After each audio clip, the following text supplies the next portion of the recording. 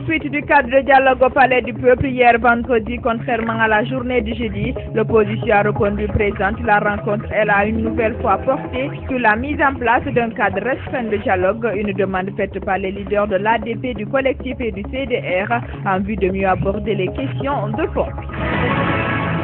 Certaines ONG conscientes de la dégradation du climat sociopolitique du pays tirent la sonnette d'alarme et appellent les acteurs politiques à dépasser leurs différends en privilégiant le dialogue. C'est le cas de l'ONG Notre Voix aussi qui a exprimé sa vive préoccupation hier vendredi face aux hommes de médias. Le ministre des Droits de l'Homme et des Libertés publiques s'est entretenu vendredi avec les ONG de promotion et de protection des droits humains.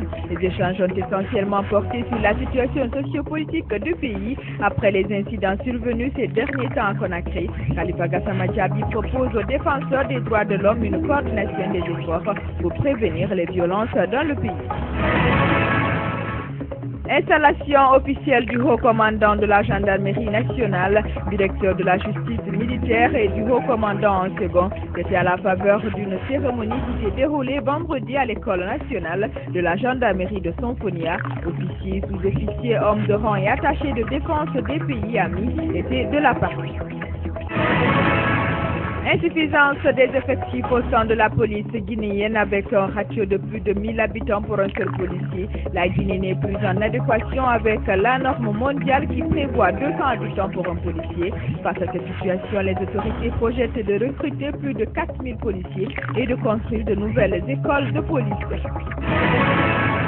La 3e édition du Diassador a été officiellement lancée vendredi au Conseil national de la communication, organisé par la structure Diassador Multicommunication. Ce concours met en compétition les hommes et les femmes de médias publics et privés. La cérémonie de lancement a été présidée par le ministre de la Communication.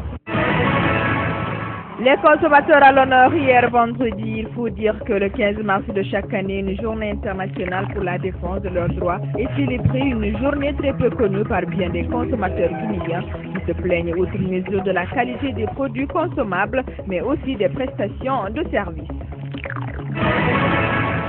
Le coordinateur régional du programme des volontaires de la CEDEAO face à la presse vendredi, une occasion pour lui d'expliquer la portée et le sens de l'organisation de la journée des volontaires de la CEDEAO qui sera désormais célébrée le 26 mars de chaque année.